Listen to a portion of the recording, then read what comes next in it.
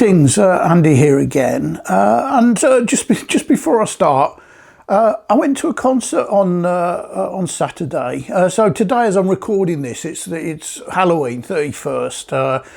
So Saturday, I went to this concert in an 18th century, 1790s, I think it was built, parish church in East London, where the band Mono, a post-rock band from Japan, who I've talked about lots of times, were playing. Absolutely brilliant. So I just thought I'd share that little snippet at the beginning. Anyway, onto the point of this video. It's part 2 of my monthly roundup of new releases that I've bought. Obviously, in this case, during October. Here we are, last day of October. Last week, I covered 5 records that I'd bought, and I've got another 5 today.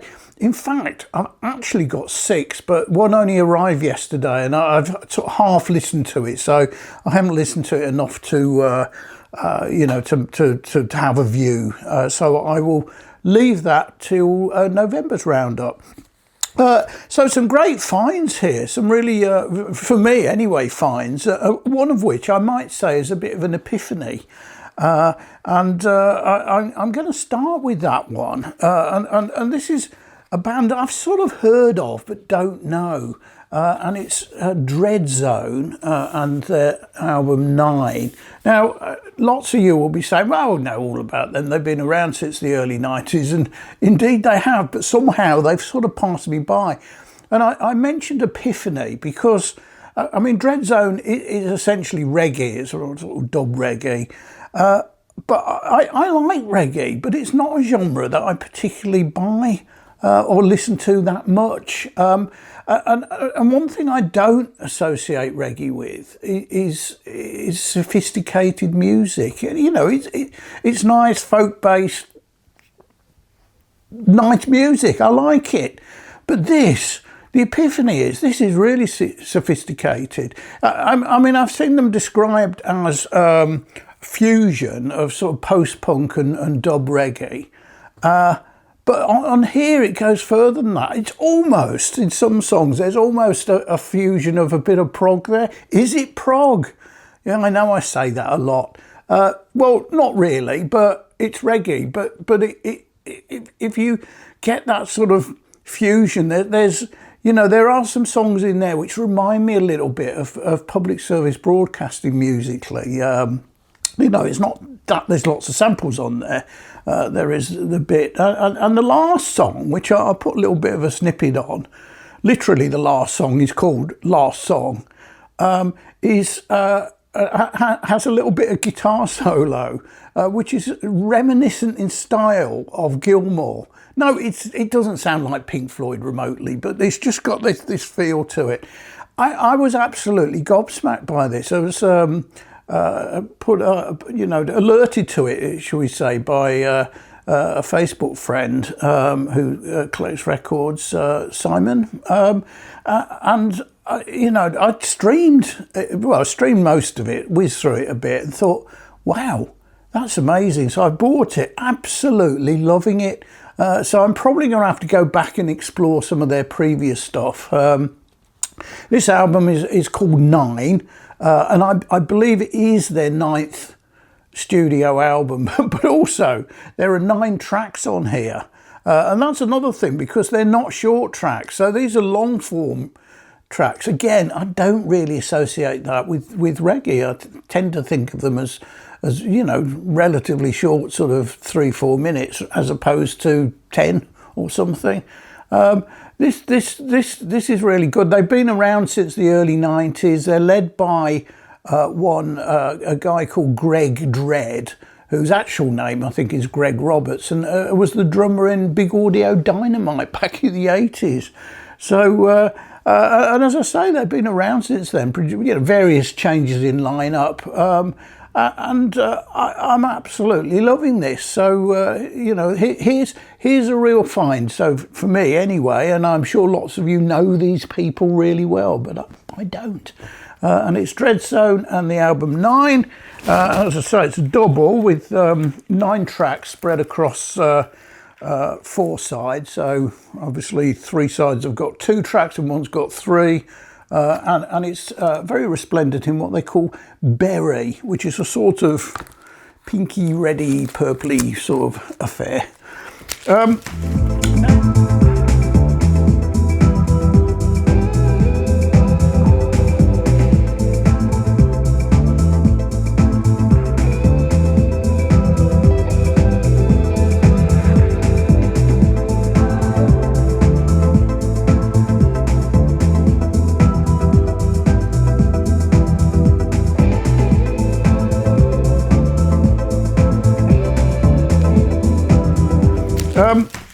Now, Fuzz Club, I've mentioned Fuzz Club a lot, and I've been really impressed with some of the records, and they've been finds, they've been sort of discoveries, really interesting, quite a lot of psych, and I do like a bit of psych. So I decided to take the membership subscription, and in which I get a record each month,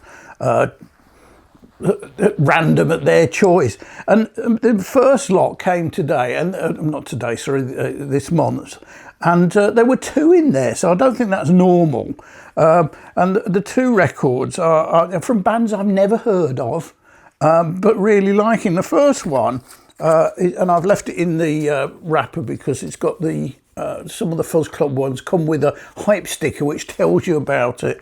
And this band is called Black Doldrums, and the record is In Limerence. And it's numbered, hand-numbered, and this one is 145 out of 350. So, Black Doldrums, I think this is their first proper release. They might have had a sort of like, self-release limited one before, but I think this is their, what you might call their proper debut on a label. Obviously the label is Fuzz Club. They are a sort of post-punk band from London. It's a trio, 2 guys and a girl. The girl's the drummer. And it's 11 tracks on here. So they're described here. Second album from London trio Black Doldrums, once described by Uncut as a fierce combination of post-punk, reverb, drone, and melody. And I sort of get that. Their moody gothic post-punk is at the most pure and atmospheric here, seeking a cleaner, more direct sound that still capture their live intensity.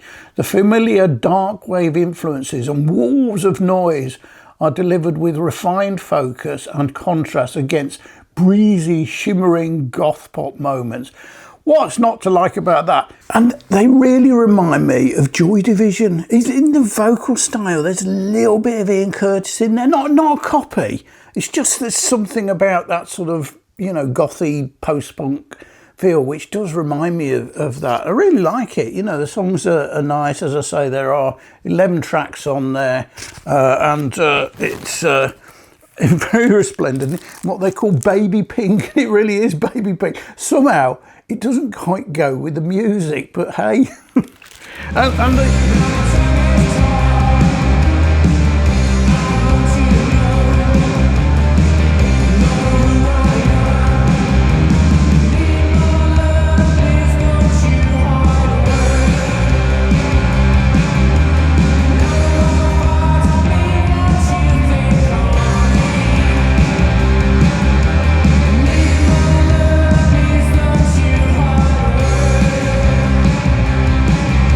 And the second album which came with this is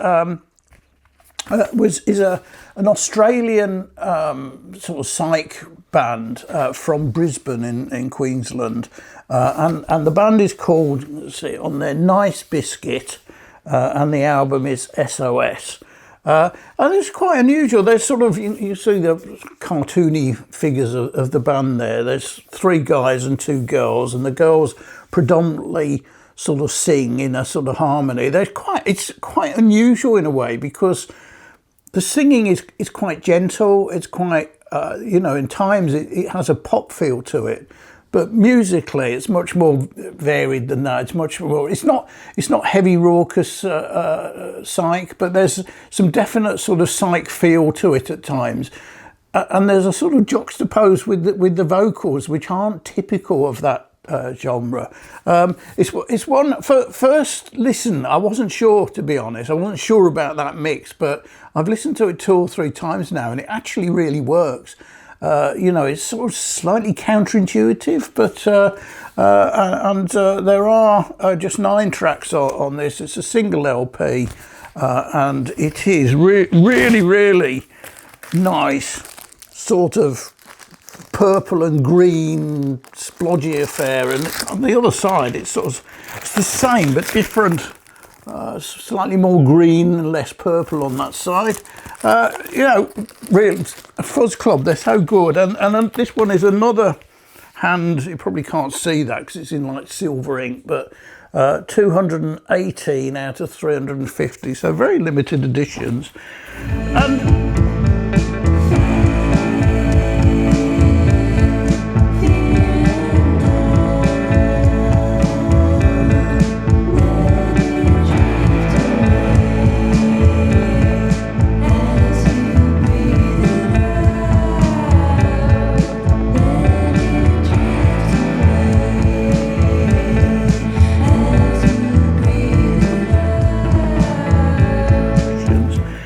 And the next one is, it's another Fuzz Club, but that's more by coincidence than anything. One of the advantages of getting the sort of subscription thing, you usually get some other discount, so I get 15% off anything else I buy from Fuzz Club, and I bought this, and it's the Jesus and Mary chain, and their new album, Glasgow Eyes.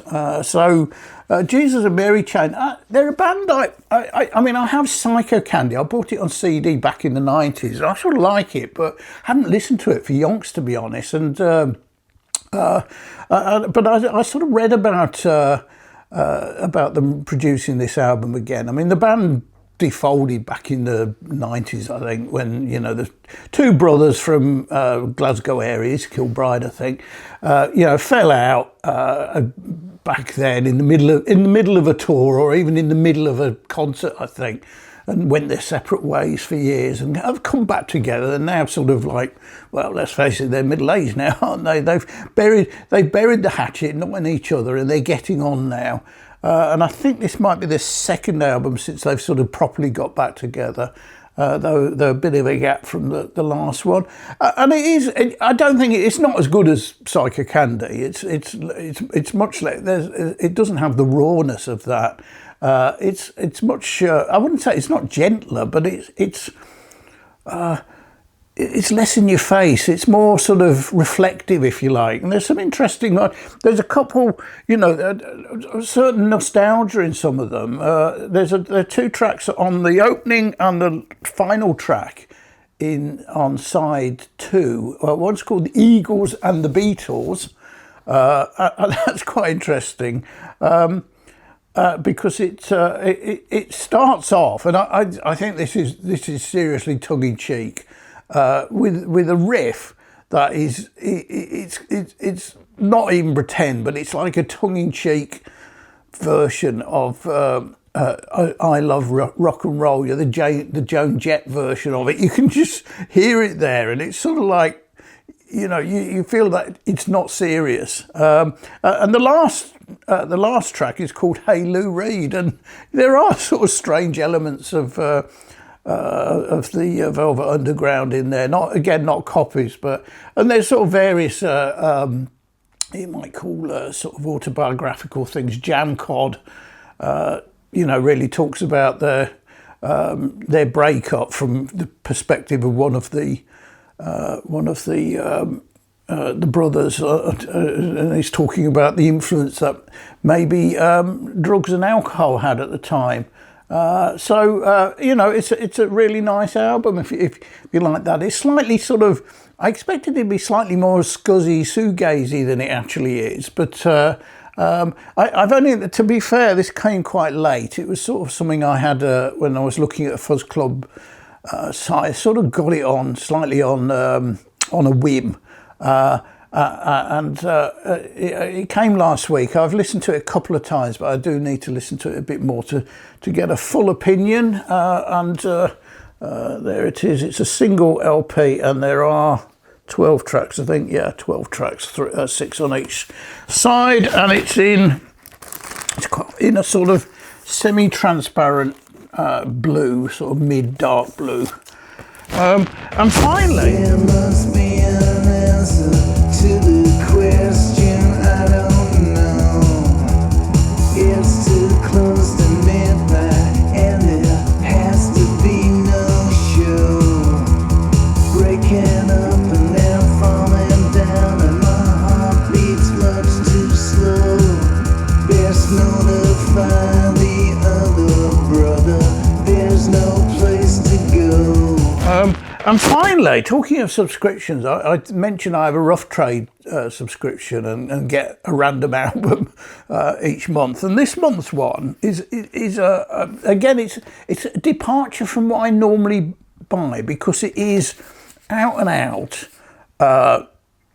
electronica dance music, proper dance music, you know, techno style, and it's by Caribou. And the album's called Honey. Now, I do know Caribou. I've got a couple of his earlier albums on digital MP3, and I sort of like them occasionally because it's really upbeat electronica,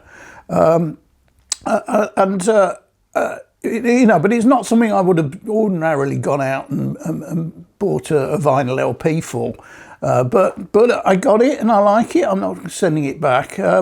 Caribou is the name of the sort of stage name, a producer, really. Dan Snaith is his proper name. So all of these tracks have been written and produced by him. There are some, you know, vocals on them, which are guest vocals, mostly female. One of the tracks, excuse me, has a slight sort of rap feel to it, not you know, quite a gentle sort of hip hop style, but only one from memory. There are on here 6. Yeah, it's another one with 12 tracks on there, and it is.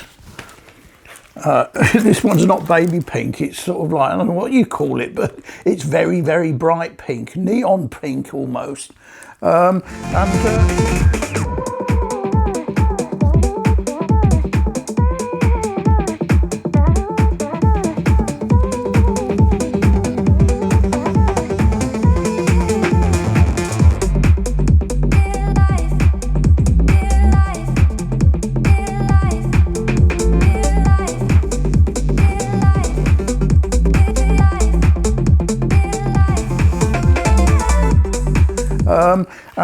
So there's a quick whiz through my 5. I wanted to keep this to a bit of a whiz, and I'll do a little, just in case anyone's interested in mono. I didn't record loads of stuff from that concert, but I did 3 or 4 little snippets. So I'll put those together and post it as a separate video sometime. You know, it'll only be 3 or 4 minutes long. So thanks for watching.